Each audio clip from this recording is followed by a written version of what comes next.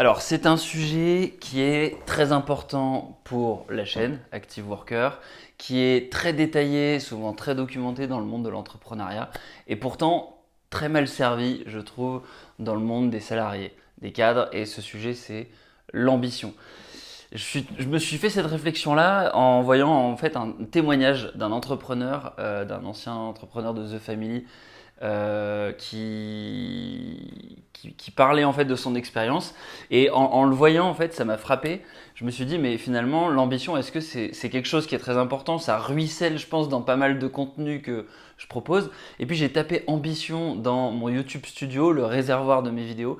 Il n'y a que 2 vidéos qui sont sorties. Donc je me suis dit que c'était important de faire une vidéo sur ce sujet-là. Comment est-ce que tu peux nourrir ton ambition? Pourquoi c'est extrêmement important?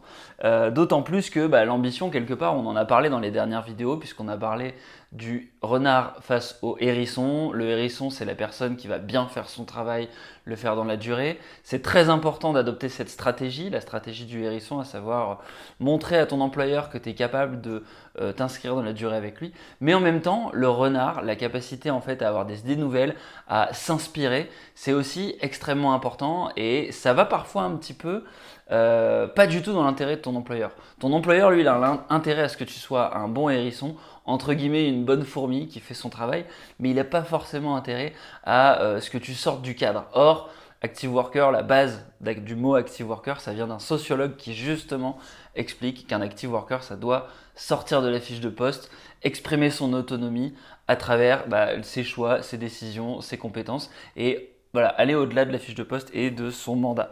Donc, il y a plein de ressources là-dessus pour les CEO, les entrepreneurs.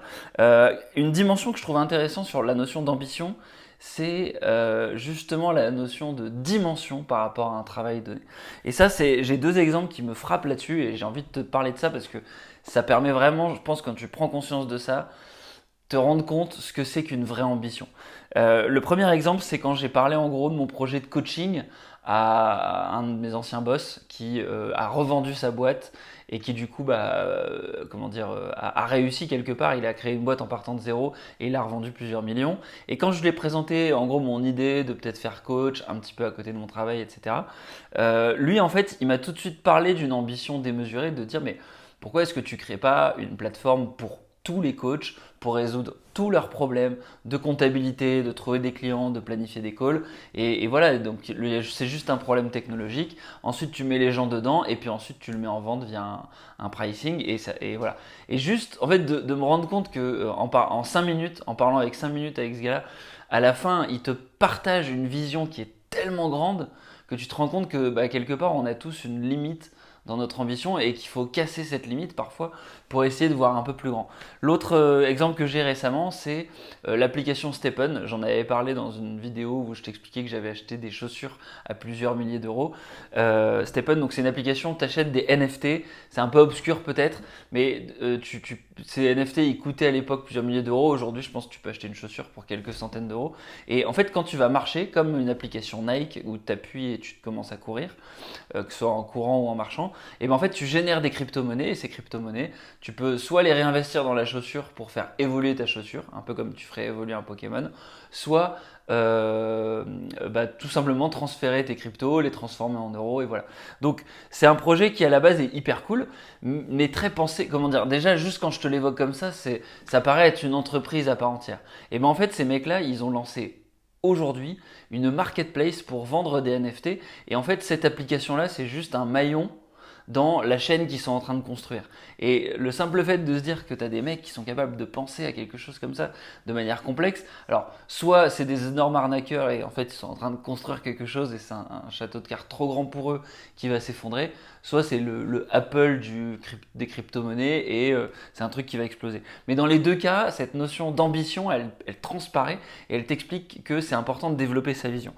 Alors pour faire ça, je te parlais de l'interview que j'ai regardée, je te mettrai le lien en description, c'est Damien Morin, l'ancien CEO de Save, qui parlait sur la chaîne de Théo Koudak, si je dis pas de bêtises. Et Ce qu'il donne comme conseil, lui, c'est notamment de lire des bios. Donc il parle notamment du livre Zero to One de Peter Thiel, de la bio d'Elon Musk, et il parle notamment de la bio de Bernard Arnault qui s'appelle L'Ange Exterminateur. Et ce qu'il explique, c'est que avec toutes ces bios, ça te permet de t'inspirer, ça te permet d'avoir des histoires, et à la fin, ça te permet du coup comment dire, de voir que ces gens-là qui ont créé des énormes entreprises, ils s'inscrivent dans une histoire qui s'est pas fait en une semaine, qui s'est pas fait en 48 heures.